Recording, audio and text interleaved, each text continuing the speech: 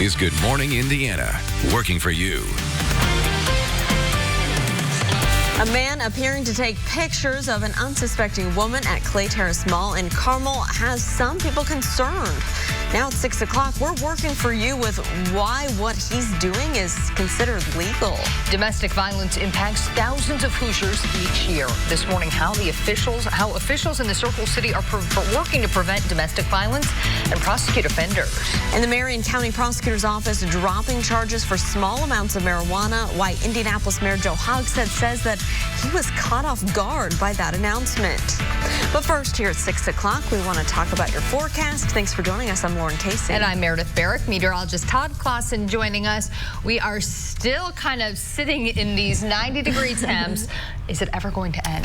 Yes, it will. And today, I think, is probably the last day of the heat. But yeah, I was out there watering my flowers. Like at this point, usually I'm putting mums in, and my annuals are still growing like crazy out in my planters. So yes, we will get some cooler temperatures in here eventually.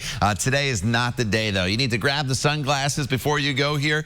And then you're good for your outdoor workout. This morning's probably better than later on this afternoon, simply because it'll be a little cooler here this morning. You don't really have to worry about the jacket or the rain gear. Now, there will be some spotty showers, I think, in northern locations later on this afternoon. But if you do see them, they'll just be very, very light. So you definitely don't have to carry the umbrella around all day because of the rain threat. From Indianapolis to the south, you'll see mostly sunny skies throughout the day today, and you have no threat of rain. The steady rain stays to our north. Otherwise, it's just a spot shower or two that tries to sneak in here this afternoon.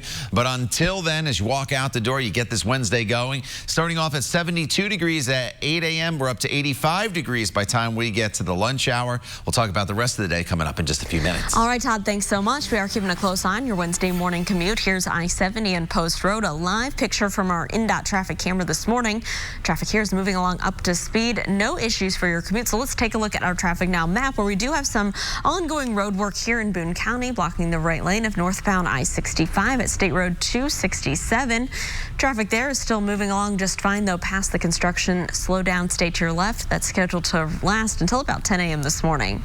Here at 6:02, an Indianapolis family plans to file a police report over their dog's mysterious injuries. Valerie and Justin Doe tell RTV6 their dog Bella escaped from their yard a few days ago, and when she returned home, she had a big gash on her face. The couple believes that some sort of weapon caused that injury. They say Bella has never shown any signs of aggression. As soon as we saw her head, we were just horrified. I mean, who would do that? I mean, I don't understand why somebody would ever do something like that. And she's just like the sweetest dog ever. Well, the family took Bella to Noah's Animal Hospital for treatment, and the staff declined to comment on this case as they work to figure out what caused those injuries. Trial proceedings will continue on November 15th against a daycare operator accused of putting children in a dangerous environment. Ashley James appeared in court on Tuesday. She's charged with reckless supervision by a child care provider. This week marks 3 years since LaShawna Payne's 1-year-old daughter was injured at Live, Laugh, Love, and Learn on East 38th Street. She was abused by another child at the daycare. James served as the daycare's director at the time. If something happens at your facility where you're getting paid to keep people's children and you're taking money from parents, somebody has to be at fault. These are the people that we send our kids to be taught and to be taken care of. And if something happens, who do we say, oh, whose fault is it? Oh, it's okay, it's just nobody's. No, it's your responsibility if that's your facility, period, point blank. James opted for a trial by judge, not a jury, and faces up to 6 months in prison if convicted. LaShawna Payne will testify. Despite life-saving efforts from 2 Good Samaritans, a man has died after a crash on I-70. Firefighters were called out to this crash involving several vehicles on I-70 near German Church Road just before 6 o'clock Tuesday evening. Now, witnesses say a semi crashed into traffic that was stopping for a construction zone. The semi rear-ended a van, pushing it into a car, which crashed into another semi. Investigators say the driver of the van went into cardiac arrest. Andre Davis and another bystander performed CPR on the victim, who was then taken to the hospital where he later died. Davis tells RTV6 his first instinct is always to help people. Looking at the gentleman, it was tough. And that sometimes can be the scary part of jumping in and be the hesitant of someone giving first aid CPR. Will the person make it? Could I cause more harm than I am good? But getting in there and doing your best is all you can ask for. And some outcomes are greater than others, and then some are just the way they are. We need more people like him. Well, 2 men in the car that were involved in this crash had to be taken to the hospital. They are in good condition. 2 dogs were killed after they were thrown from inside that van. 1 person had a very close call after a pickup truck slammed right into his home. The crash happened on Tuesday morning in Evansville. The homeowner was inside the house when the crash happened and says it sounded like thunder. The man says he didn't realize what actually had happened until he walked out and saw this truck stuck in his garage wall. Police say that driver will be ticketed for reckless driving. 6:05 here on our Wednesday in October. It's Domestic Violence Awareness Month, and it's an issue that impacts more Hoosiers than you might even think. Our RTV6's own Kelsey Anderson is joining us live this morning with more on what the city is doing to help these survivors. Kelsey, good morning. Good morning. Yeah, so according to Mayor Joe Hogsett, last year in 2018, IMPD officers responded to more than 4,000 calls of domestic violence. Last night, the city held a vigil to remember the 31 Hoosiers who lost their lives to domestic violence last year. During the vigil, Mayor Hogsett talked about a grant from the Department of Justice that he hopes will prevent these numbers from rising. By growing these programs, we will increase the services offered to survivors of domestic violence and potential victims of domestic violence. We will also use a more refined, data-driven method to hold offenders accountable. During the month of October, several area Allstate agents will be collecting donations for survivors of domestic violence. You can find that list on the IndyChannel.com. In the next half hour, hear from a survivor of domestic violence on what this vigil last night meant to her. Live in downtown Indianapolis, Kelsey Anderson, RTV6. Kelsey, thank you. More mixed reaction to the announcement that the Marion County Prosecutor's Office will no longer file charges for possession of small amounts of marijuana. The Southport Police Department released a statement saying the chief disagrees with the decision. The chief says he'll instruct Southport officers to enforce the law as written in Indiana. On Monday, interim prosecutor Ryan Mears said charges will not be filed against adults arrested for possessing less than 1 ounce of marijuana. IMPD Chief Brian Roach was asked about the change at an event. Those that arrest people, that's our guys and gals, and they're going to continue as if this policy doesn't exist. We're going to continue that way right now until we can have a larger discussion. This is cities across the nation are having this discussion. Legislators are trying to figure it out. And so the expectation that I can make a decision for 1,700 men and women within the last 24 hours of how we're going to process that is just, I just can't do it. But we'll look at it and see what we can do. Charges will still be filed for selling, smoking, or driving under the influence of the drug, according to the interim prosecutor. Indianapolis Mayor Joe Hogsett says the city is still navigating exactly what this new decision means. This morning, there are thousands of open manufacturing jobs in Indiana. Ahead in Hiring Hoosiers, I'll introduce you to a program showing Hoosiers the skills they need for those open positions. Plus, the next time you order water at your favorite fast food joint, you may want to check your receipt. We're explaining why, so you don't waste your money. Todd. And Lauren, no issues as the kids head off to the bus stop this morning. Skies are partly cloudy and the temperature is sitting right at 70 degrees. The issue is as the kids come home from school, once again, we're dealing with heat all the way up to 90 degrees. It could break another record high temperature, but relief is on the way. It's all in your Storm Team 6 forecast. You're watching Good Morning Indiana right here on RTV6. The time is 6:09. Stay with us. We'll be right back. Fly today at speedway.com. Welcome back to Good Morning Indiana, right here on your Wednesday morning. Our live drive vehicle is out on your roads, keeping a close eye on your commute, showing you what you can expect. And here's a live look on southbound I-65, heading between the north and south split in the downtown area. Traffic here is moving along just fine. There are no crashes or delays here to slow you down. Well, a woman has a warning this morning after she says that a man took inappropriate pictures of her at a popular shopping center. The incident happened at Clay Terrace in Carmel. Our Alyssa Donovan is live there this morning. Alyssa, police are saying what this man was doing, though, is not illegal. That's right, Meredith. So what happened is a woman who works at a store here at Clay Terrace posted a video on social media, and she wrote with that video that a man followed her around the store she works in trying to photograph her. But police say this was not a crime. Legally, someone can take a picture of you if you are in a public place. Now, the woman who posted the video did not want to go on camera, but she shared the surveillance video of the incident.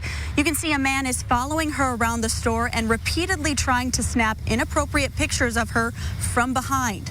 She says the man asked for her help shopping for his granddaughter. We've blurred his face since he has not been charged with a crime. According to the Hamilton County Prosecutor's Office, the actions in the video are not considered voyeurism under Indiana state law since the woman was clothed. We spoke with shoppers about how they would feel if this happened to them. I feel like you should have the right to say yes or no if a picture is taken to a certain degree. I understand that life goes on, but that was very apparent what he was doing. The investigation is still ongoing at this time. The video of the incident has gone viral, and people are reposting it across social media and sharing their support for the woman that this happened to. Now, if something like this happens to you, it is within your rights to ask that person to stop taking your pictures. However, legally, when you are in public, your expectation of privacy is gone. Reporting live, Alyssa Donovan, RTV6. Alyssa, thank you. The time right now is 6:14. Hiring Hoosiers is RTV6's initiative to connect you to opportunities in the workforce. And this morning, there's no secret that there are plenty of jobs available in manufacturing. But what if you don't have the skills or training for a career in that industry? I look into a Connexus Indiana training program helping Hoosiers gain employment and confidence. Exhilarating. It feels good. It's graduation day at the Greensburg Learning Center. It feels great. It's a big step. Nicholas Schaefer is just one of many grads beaming with pride. They're armed with new skills and new jobs thanks to an innovative 4-week training program called Catapult Indiana. It is a nice 4-week training program. It's a work and learn. So there's 80 hours of that, which is in a classroom, and 80 hours, which is hands-on. And it really is clear and concise and industry-driven and industry-built to address those needs of manufacturing. There's almost 90,000 open manufacturing jobs in Indiana, and a lot of those are those entry-level positions. Schaefer was introduced to the course when his former employer announced it was closing. Just looking for something new to kind of launch my career and kind of help pay for my children and their college. It was a great option for the fact that you're getting paid to do it. And like I said, it's only a month to get the credits. I graduated from high school in 2002, but haven't gone through college for the fact of having children at a young age. And so I took advantage of the program. He also made $12 an hour during those 4 weeks. It is really the goal. It's really to be quick, easy, concise, and to the point of training.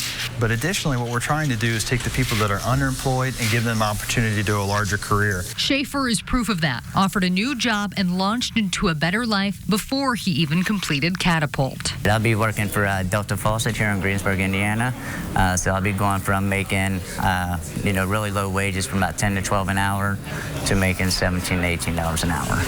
Catapult has trained nearly 4,000 students throughout Indiana with a 95% placement rate. They have several different locations throughout the state and do plan on expanding. The program is open to any Hoosier, and the only requirement is a high school diploma or GED equivalent.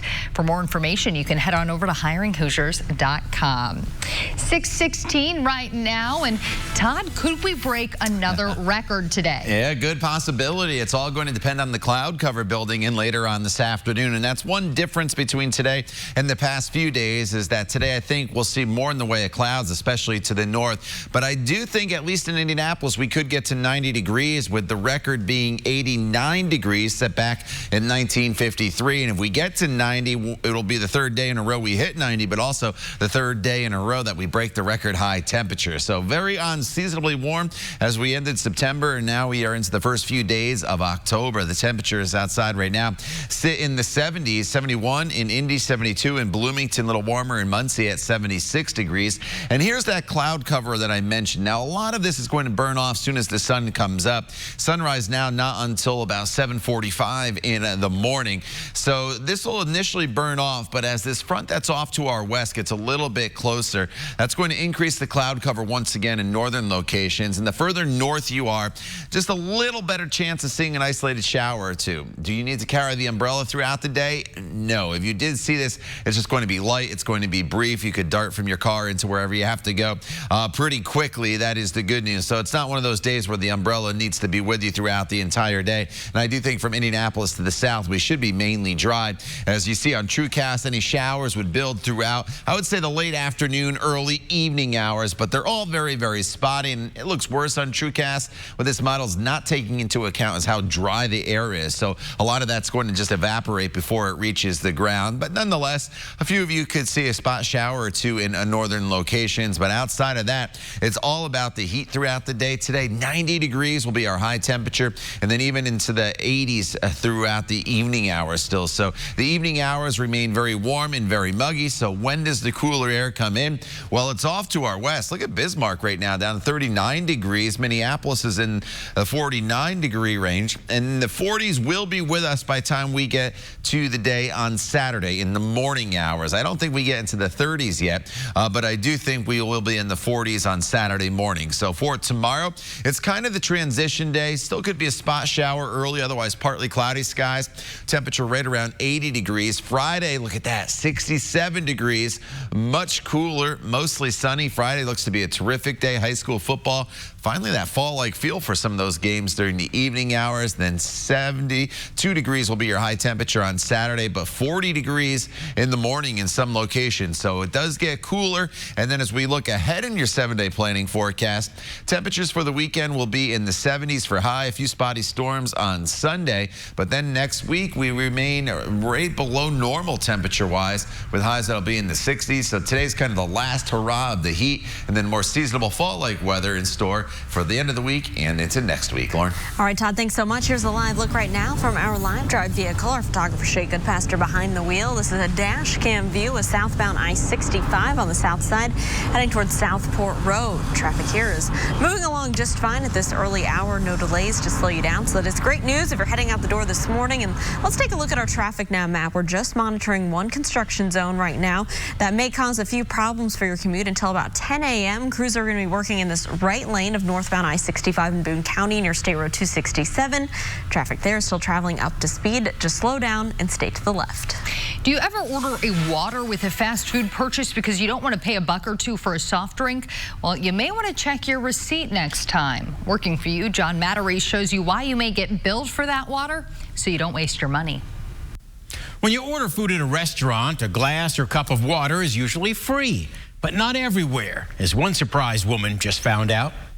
2 chocolate chip cookies, please. Debbie Bonar was stunned recently when she asked for water with her cookies. Can I get a large ice water, please? The large cup of water that she says used to be free was now $1. It's even on her receipt. I said, excuse me? I want just a large cup of ice water. Well, we have to charge now. The McDonald's Corporation has no water policy, telling the consumer group Travelers United that each franchisee determines pricing for their restaurants. The local franchisor tells me they charge for any water in a standard fountain cup like these. You can still get free water if you ask for a courtesy cup, which is a tiny paper or clear cup just for tap water. I thought it was against the law to charge for water. But there's no law and no right for free water when you dine out. Not all McDonald's are doing this, and your local franchise may still give you a large water free of charge. But be sure you use the words courtesy cup so you don't waste your money. I'm John Mattery. Good morning, Indiana. For more money-saving tips and ideas, you can visit the money section of our website, theindychannel.com. More than 8,000 people are a little richer this morning. Just ahead in our trending 6, the 4 lucky numbers drawn and record number of winners. We'll be right back.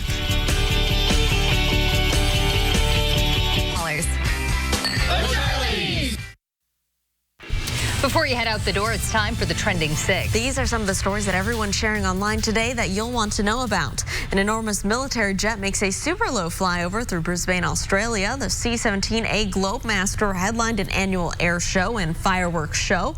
Pilots trained in simulators ahead of this demonstration.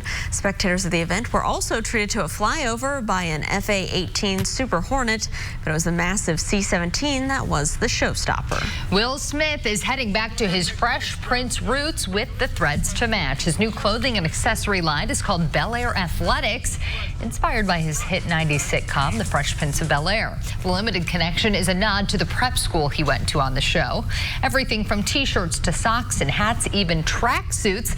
Bel Air Athletics is now available on Smith's online shop. From West Philadelphia, born and raised. Well, an Iowa student's plea for beer money just ended with a huge donation for a children's hospital. Carson King's campaign has raised now nearly $3 million. King shot to internet fame in September when he held up a sign on ESPN's College Game Day asking for beer money. After going viral, he announced he'd be donating all the money raised to the hospital. Carson says he'll be meeting with the hospital to talk about the potential uses for that money.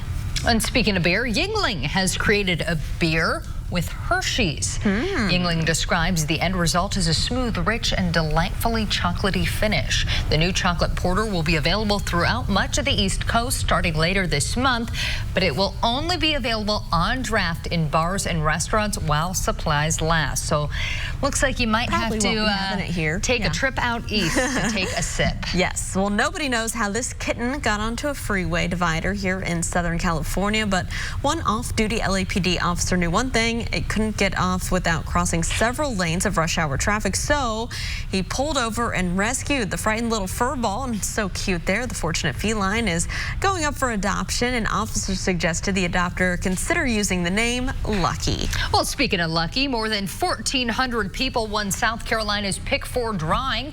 A crowd of winners formed a line outside of the payout office Monday before it even opened. That's because the lucky numbers were 2, 2, 2, and 2.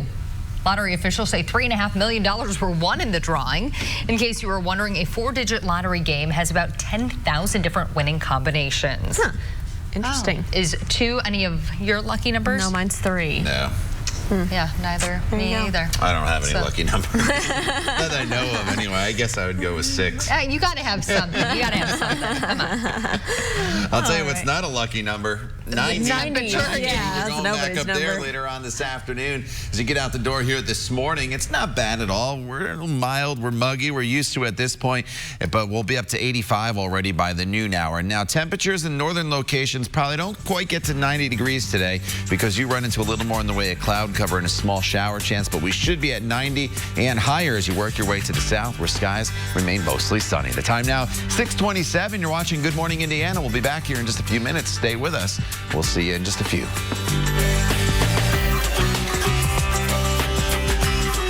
ueducation.com today. This is Good Morning Indiana, working for you. A man convicted of killing an IU student years ago could go free. Now at 6:30, what happens next after a federal judge throws out his conviction? Alyssa. I'm Alyssa Donovan, live in Carmel at the Clay Terrace Mall this morning, where a man appearing to take video of an unsuspecting woman has some people concerned. Coming up, why what he was doing is not illegal. I'm Kelsey Anderson, live in downtown Indianapolis with what the city is doing to help domestic violence survivors. It is 6:30 here on your Wednesday morning, October the 2nd. I'm Meredith Barrick. And I'm Lauren Casey, and it doesn't feel like October right now. Todd Clausman is standing by to tell us when this heat is going to go away. You know, September was just so warm across the area. Yeah. We've just carried that over here into October. What I can say is today, the last day of the heat. So everybody longing for those cooler, more fall-like temperatures. And they will arrive as we get towards the end of the week, and they'll be with us into next week as well. More on that coming up in your 7 days, so stay with us. with us this morning. What you need to grab before you go, just grab the sunglasses. Obviously, you don't need them until after sunrise, which now isn't until almost 7:45 in the morning. You definitely don't need the jacket. There is a small chance of a stray shower in some northern locations, but it is not worth justifying carrying an umbrella around throughout the entire day. And it's really probably from Lafayette to Muncie and points to the north later on this afternoon that one or two of these showers could sneak into the area. If you do see it, it would be very, very brief. We're dry from Indianapolis to the south throughout the entire day today. And we really just heated up very quickly once again throughout the course of the morning hours. We're in the 70s, and then we make the big jump into the 80s by the time we get to 11 a.m., probably about 85 degrees by the noon hour, and potentially another record high temperature will be set later on this afternoon. More on that coming up in just a few minutes. All right, Todd, thank you so much. We are keeping a close eye on your roads on this Wednesday morning, and so far it's been a pretty smooth morning commute, and the same goes for over here on the east side right now, I-70 and Post Road. You can see traffic is traveling up to speed in both directions, eastbound and westbound, and it is picking up, but there are no delays here for your morning drive. Prosecutors in Morgan County have 120 days to decide whether to retry the man accused of killing an Indiana University student. In 2006, a jury convicted John Myers of murdering 19-year-old Jill Bierman. Bierman disappeared in 2000 after leaving her home in Bloomington to go for a bike ride. Her remains were found 3 years later. On Monday, a federal judge ruled Myers' attorney during his trial was ineffective. That means he must be released from prison unless the prosecutor's office decides to retry him.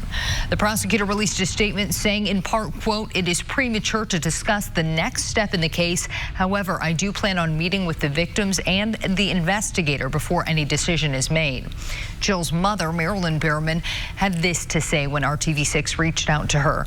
"I am disappointed with this ruling, but this is out of my control. I will count on Morgan County Prosecutor Steve Senega to help guide me through this process, whether it be an appeal leading to a new trial or not.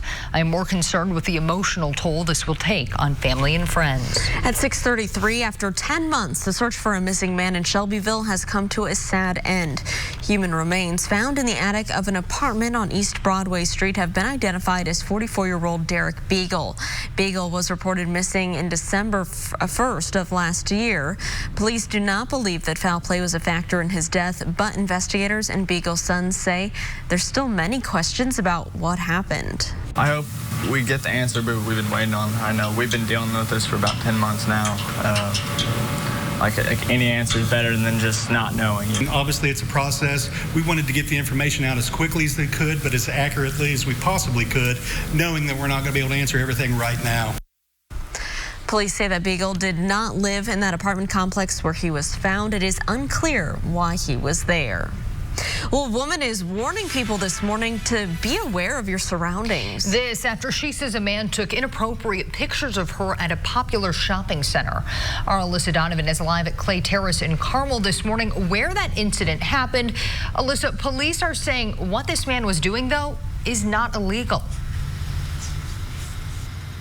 And that's because it happened in a public place, Meredith. If this incident had occurred in a restroom or a dressing room in an area that you have that expectation of privacy, then this would have been a crime. The woman who works here at Clay Terrace at a store says she posted the video on social media to warn others. She did not want to go on camera with us, but she shared the surveillance video of the incident. You can see a man is following her around the store and repeatedly trying to snap inappropriate pictures of her from behind. She says the man asked for her help shopping for his granddaughter. We've blurred his face since he's not been charged with a crime. According to the Hamilton County Prosecutor's Office, the actions in the video are not considered voyeurism under Indiana state law, since the woman was clothed. We spoke with shoppers about how they would feel if it happened to them. I feel like you should have the right to say yes or no if a picture is taken to a certain degree. I understand that life goes on, but that was very apparent what he was doing. The investigation is still ongoing at this time. The video of the incident has gone viral, and people are reposting it across social media and sharing their support for the woman that this happened to. Now, if something like this happens to you, you are within your rights to ask that person to stop taking your pictures. However, you do not have that expectation of privacy when you are in public. Reporting live, Alyssa Donovan, RTV6. Alyssa, thank you. More mixed reaction to the announcement that the Marion County Prosecutor's Office will no longer file charges for possession of small amounts of marijuana. The Southport Police Department released a statement saying the chief disagrees with the decision. The chief says he'll instruct Southport officers to enforce the law as written in Indiana. On Monday, interim prosecutor Ryan Mears said charges will not be filed against adults arrested for possessing less than 1 ounce of marijuana. IMPD Chief Brian Roach was asked what he thought about the change. Those that arrest people, that's our guys and gals, and they're going to continue as if this policy doesn't exist. We're going to continue that way right now until we can have a larger discussion. This is cities across the nation are having this discussion. Legislators are trying to figure it out. And so the expectation that I can make a decision for 1,700 men and women within the last 24 hours of how we're going to process that is just, I just can't do it. But we'll look at it and see what we can do. Charges will still be filed for selling, smoking, or driving under the influence of the drug, according to the interim prosecutor. Indianapolis Mayor Joe Hogsett says the city is still navigating exactly what this decision means. It is 6:37, and October is Domestic Violence Awareness Month, and the city of Indianapolis is starting a new effort to encourage victims to speak up. Our Kelsey Anderson is joining us live this morning with more on what the city is doing to raise awareness. Kelsey. Yes, so yesterday there was a vigil in Indianapolis to honor 31 Hoosiers who died last year from domestic violence. Mayor Joe Hogsett spoke at the vigil and encourages victims to speak up. He says in 2018, IMPD officers responded to more than 4,000 cases of domestic violence. One survivor we spoke to says being able to tell her story at the vigil allowed her to be a voice for the voiceless and to bring empowerment to those who are still in domestic violence situations. She tells us it's also made her realize that she's not alone. I think it's good because it kind of brings a sense of closure and to know that you are not alone in this and that it impacts a lot of families all across the state of Indiana. So coming here will definitely bring you some type of closure. Mayor Hogsett says the city received a grant from the Department of Justice and he plans to use it to help prevent and curb the amount of domestic violence cases we see here in Indiana. Now, several All-State agents across the Indianapolis area are taking donations for domestic violence survivors. You can head over to theindychannel.com for a list of those locations. I'll send it back to you guys in the studio. Kelsey, thank you. Today marks 1 year since the murder of journalist and Indiana State University alumnus Jamal Khashoggi. He was killed after being lured to the Saudi consulate in Istanbul. In his honor, the university is holding a candlelight vigil tonight to honor his courage in journalism advocacy. He graduated from ISU in 1983. The U.S. intelligence community believes the Saudi government ordered Khashoggi's death for being openly critical of the country's crown prince. A candlelight vigil will also be held at the Royal Embassy in Washington, D.C. 2 Indiana counties will be aerial spraying today and to try and kill mosquitoes that are spreading an illness that's killed at least 10 people nationwide. Eastern equine encephalitis has been found in several horses in Elkhart and LaGrange counties. Both counties agreed to plans on Monday to begin spraying. So far, no people have contracted the virus in Indiana, but cases have been confirmed in neighboring Michigan. The virus can lead to severe brain infections, and the CDC says it kills about 30% of those who contract it. Ahead on Good Morning Indiana, a daycare provider appears in court. She's accused of endangering the lives of the kids she was supposed to be taking care of. We'll show you what's next in her case. Mr. Secretary, do you have any comment on reports you're on the July 25th call with President Zelensky? He isn't talking about it so far, and he's trying to keep some of his employees from talking to the impeachment investigators. Coming up, a back and forth as public support for impeachment of the president grows. Todd. And Lauren, yet once again today we are talking about the potential of record high temperatures, but today will be the last day. The return to fall-like temperatures arrives by the end of the week, and with the cooler air will come some small rain chances in the forecast. We'll talk all about it coming up when Good Morning Indiana continues. We're here on RTV6. Flash with no burn. Welcome back to Good Morning Indiana. We're keeping a close eye on traffic this morning, and right now everything looks to be traveling pretty smoothly around your interstates, even over here on the east side, I-70 and Post Road. No crashes or delays in either direction to slow you down. Well, today we are expecting to learn more about a crash that left one person in Lawrence dead. Police had to be called out to a crash on Pendleton Pike near East 56th Street. This happened around 5:30 Tuesday night. An SUV and a semi-truck were involved, and so far police have not released many details about what led up to the collision that killed one person. We're still working to learn the identity of that victim. The daycare operator accused of putting children in a dangerous environment will be back in court next month. Ashley James made a court appearance on Tuesday. She's charged with reckless supervision by a child care provider. This week marks 3 years since LaShawna Payne's 1-year-old daughter was injured at Live, Laugh, Love, and Learn on East 38th Street. She was injured by another child at the daycare. James served as the daycare's director at the time. If something happens at your facility where you're getting paid to keep people's children and you're taking money from parents, somebody has to be at fault. These are the people that we send our kids to be taught and to be taken care of. And if something happens, who do we say, oh, whose fault is it? Oh, it's okay, it's just nobody's. No, it's your responsibility if that's your facility, period, point blank. James opted for trial by judge, not a jury, and faces up to 6 months in prison if convicted.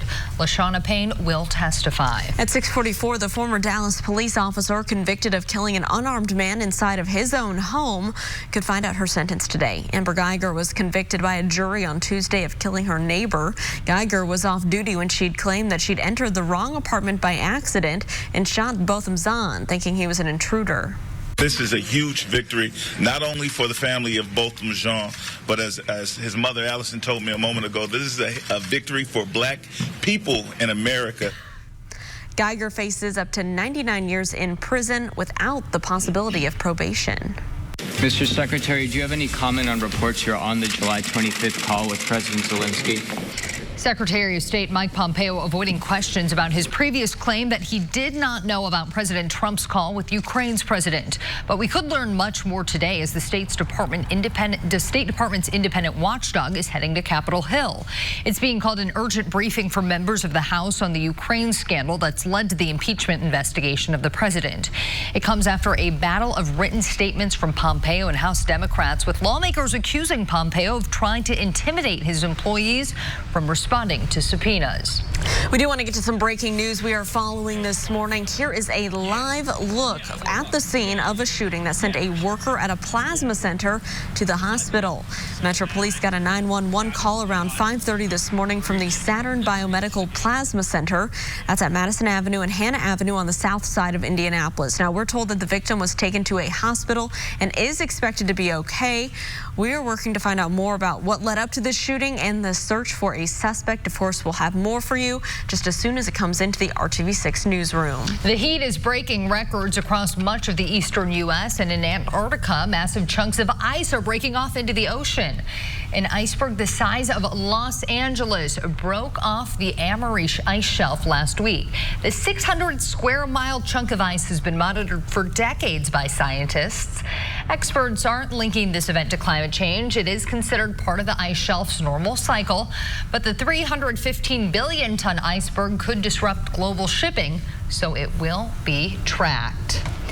Time now is 6:47, and it is going to be a long time before we see any scene like that. A lot of white and ice. Yeah, you could say that because it was in the 90s. We've been breaking records this week, Todd, and what can we expect out there today? You know, potentially another record. Yesterday we broke 2 records. One, the all-time record high for Indianapolis for the entire month of October. We got up to 92 degrees. Never has that happened. That also broke the daily record temperature. And today we will see the daily record potentially fall as well. And there's an airplane or a helicopter there flying by on a mainly clear morning here across the area. You notice a little bit of haze. There's a little bit of moisture that's still out there, kind of giving you that hazy sunshine once the sun comes up, which sunrise now is not till 7:42. Sunset this evening is at 7:26. The dew points in the mid-60s, so it's starting to get a little uncomfortable for us with the wind out of the west-southwest right now at 8 miles per hour. So everybody, once again, this morning is within a couple degrees of each other. Temperature-wise, we're all in the same air mass together. 73 in Tipton,